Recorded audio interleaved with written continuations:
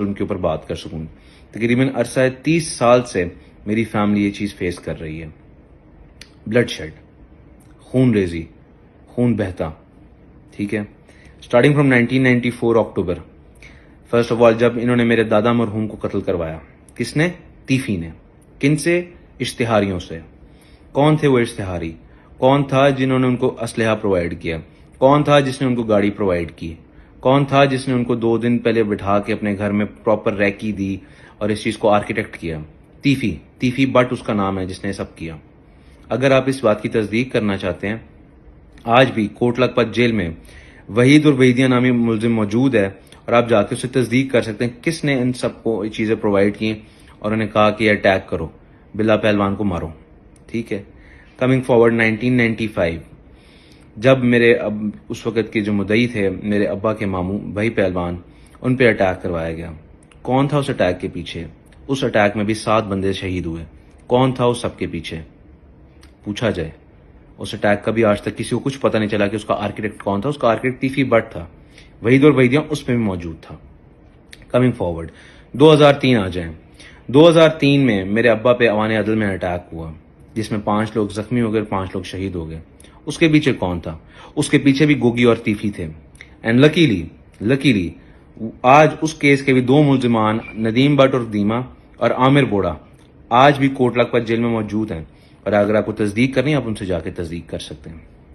Coming forward انہوں نے پھر جھوٹے پرچے کروائے میرے ابا کے اوپر. 2005 میں لکشمی چوک میں قتل ہوئے. ٹھیک ہے.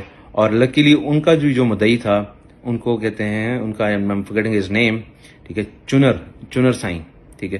آپ ان سے پوچھا جائے کہ اس کے پیچھے کون تھا جس نے کہا تھا کہ اس میں ٹیپو پہلوان کو نامزد کرو. کمنگ فارورڈ 2010 جب میرے ابا مرحوم کو شہید کیا گیا جنوری 2010 ایئرپورٹ کے اوپر، کون تھا اس کے پیچھے؟ اگر آپ اس کی بھی تصدیق کرنا چاہتے ہیں، خرم اجاز نامی ملزم آج بھی شیخوپورہ جیل میں موجود ہے اور آپ جا کے اس سے تصدیق کر سکتے ہیں. کون تھا اس وقت گاڑی میں موجود جو کہہ رہا تھا کہ تم اتر کے تم مارو یا میں مار دیتا ہوں، اور اس نے اس کو پمپ کر کے نشے کی حالت میں یہ اسے اٹیک کروایا جس میں میرے ابا چل بسے، میرے ابا شہید ہو گئے. کمنگ فارورڈ 2024 کون تھا اس اٹیک کے پیچھے؟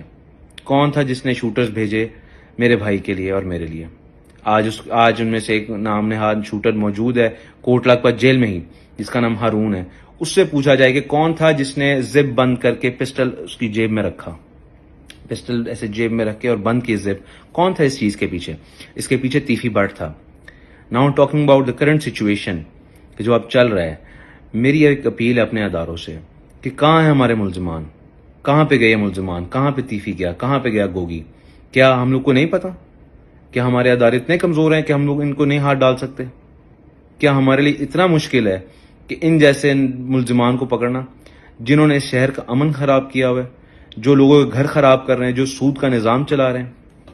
سیکنڈلی میری اطلاعات کے مطابق تیفی جو بیرون ملک موجود ہے اور گوگی جو کہ پاکستان کے اندر ڈفرینٹ سرکاری رہائشوں کو پناہ گاہ بنا بیٹھا ہے اپنی، اور وہاں پہ چھپے بیٹھے ہیں، یہ دوبارہ کسی اٹیک کا پلان کر رہے ہیں.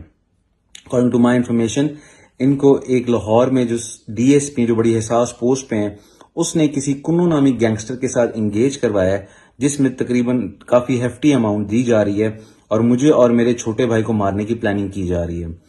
اینڈ آئی ڈاؤٹ کہ یہ جو جاوید بٹ کے مرڈر میں میرے بھائی کا نامزد کیا گیا ہے، it is a part of that planning. لہٰذا I have humble request before the head of city police Lahore Bilal Siddique Kamiana صاحب to look this matter personally, because میں اب اپنی فیملی کا واحد سربراہ ہوں اور میری فیملی کسی قسم کا مزید نقصان برداشت نہیں کر سکتی، اور یہ ان لوگ کی جو پلاننگ ہے یہ مسلسل کرتے جا رہے ہیں. لہٰذا میری ریکویسٹ ہے کہ ان کو جلد از جلد گرفتار کیا جائے. They should be put behind the bars تاکہ یہ مزید اس طرح کے سر انجام نہ دے سکے اپنے کارنامے. Thank you so much.